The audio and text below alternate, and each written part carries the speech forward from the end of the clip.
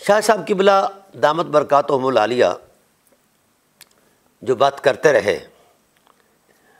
کہ جی اہل سنت کے ہاں تقویٰ جو ہے یہ معیار افضلیت ہے۔ اب جس تقوی کا تصور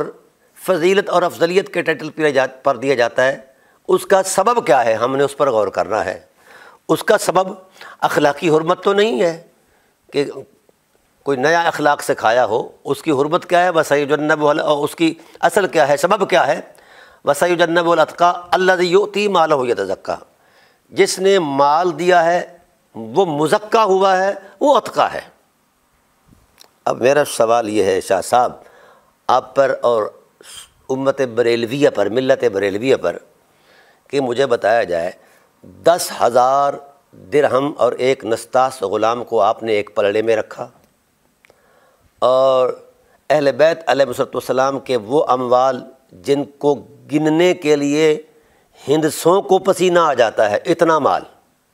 جو اللہ کی راہ میں خرچ ہوا ہے، وہ مال آپ کو وہ مال نظر ہی نہیں آیا، اور نہ کسی کو نظر آیا اس ٹائٹل پر۔ کسی بھی اہل سنت کے مفسر کو اس ٹائٹل پر وہ مال نظر نہیں آیا جو اہل بیت علیہ السلام کا حضرت سیدنا صدیق اکبر رضی اللہ تعالیٰ عنہ سے سالوں پہلے اللہ کی راہ میں خرچ ہوا ہے، امت پر خرچ ہوا ہے، فلاح و بہبود پر خرچ ہوا ہے، غرباء کی بحالی پر خرچ ہوا ہے، اور اہل مکہ کی بحالی پر قحط سالیوں میں خرچ ہوا ہے، اور کفالت کرتے تھے اہل بیت کئی خاندانوں کی، ان پر جو خرچ ہوا ہے، اور خاص کر وہ غرباء ابتداءً جو اسلام میں آئے ان کی کفالت کے اعتبار سے جو خرچ ہوا ہے، پھر وہ خاص کر مال جو ذات رسول پر خرچ ہوا ہے کتنا تھا؟ میں نے کہا کہ اعداد و شمار کے ہندسوں کو پسینہ آ جاتا ہے۔ میں صرف چھوٹے سے مال کی نشاندہی کرتا ہوں، کیونکہ میری تو ایک پوری کتاب آ رہی ہے اموال اہل بیت اور قرآن عظیم، اقتصادیات اہل بیت اور قرآن عظیم۔ وہ اموال جو اہل بیت علیہ السلام کے تھے ان کے لیے بینکنگ کے جو اعداد و شمار ہیں وہ ختم ہو جاتے ہیں، اتنے اموال تھے، وہ منوں کے حساب سے سونا تھا ان کے پاس، ہزاروں کی تعداد میں اونٹ تھے کرائے پر، بندرگاہیں ان کی ملکیت میں تھیں، تو یہ بھوکے ننگے رہے اہل بیت ہمیشہ۔ مولا کائنات علیہ السلام اس وقت سرکار دو عالم صلی اللہ علیہ وسلم کی کسٹڈی میں تھے، اور یہ کبھی نہیں ہوتا کہ کسی سماج میں مطلب مل کر چلنے والے خاندانوں کا الگ الگ مالک و تشخص ہو، ایک ہی جگہ پر سلسلہ چلتا ہے۔ ابھی تک ہمارے گھروں میں بھی ایسا ہے، مجھے 40 سال ہو گئے الحمدللہ تعالیٰ، میں اپنے گھر والوں بھائیوں سے وابستہ ہوں اور ہم اکٹھے چلتے ہیں، کوئی کسی کے اعتبار سے یہ نہیں کہتا کہ یہ میرا ہے، یہ میرا ہے، یہ میرا ہے، سب چل رہا ہے۔ تو بھائی 10,000 درہم اگر سبب بن رہے ہیں اہل بیت سے افضل ہونے کا، قرآن کریم کی نظم نسق کے تصور میں اگر مال ہی سبب اتقائیت ہے تو کتنا مال ہے اہل بیت علیہ السلام کا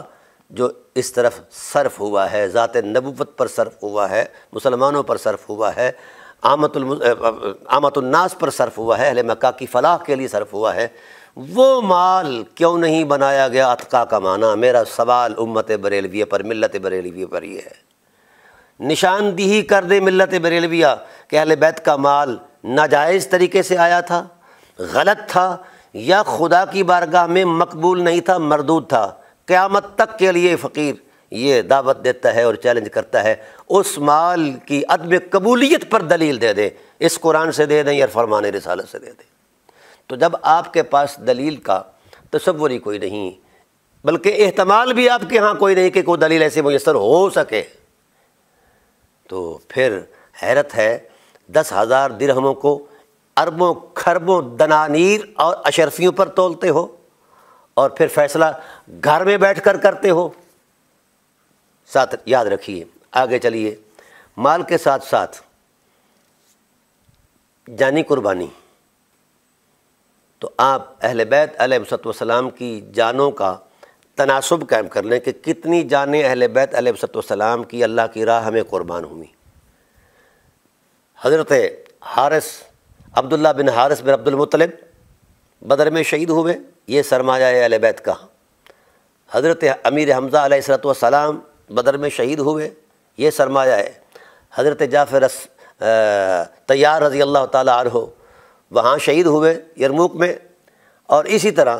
یعنی شیب ابی طالب سے لے کر کربلا تک شہادتوں کا ایک تسلسل ہے۔ جتنا خون اہل بیت نے اسلام کو دیا ہے، اگر شیخین کے دامن میں اتنا نصاب خون بنتا ہے تو ہم شیخین کی افضلیت کے قائل بھی ہیں اور نعرہ بھی ماریں گے۔ کوئی نصاب تو سامنے لے آؤ شاہ جی، کہیں سے جھوٹا بنا کر ہی لے آؤ، ہم مان لیں گے، کچھ تو کہو۔ تو آپ کے پاس جب کچھ بھی نہیں ہے تو ہم یہ نہیں کہتے کہ کوئی شخص اہل بیت کی تکریم تقدیس کو بیان کرے، حرمت کو بیان کرے، تو اس کا یہ مطلب نہیں کہ وہ صحابہ کی اہانت کرنا شروع کر دے، یا صحابہ علیہم الرضوان کی تعریف و توصیف بیان کرے اور اہل بیت علیہ السلام کے حقوق پر جناب اللہ ڈاکہ ڈالے۔ یہ تو کسی بھی صورت میں جائز نہیں ہے۔ طرفین سے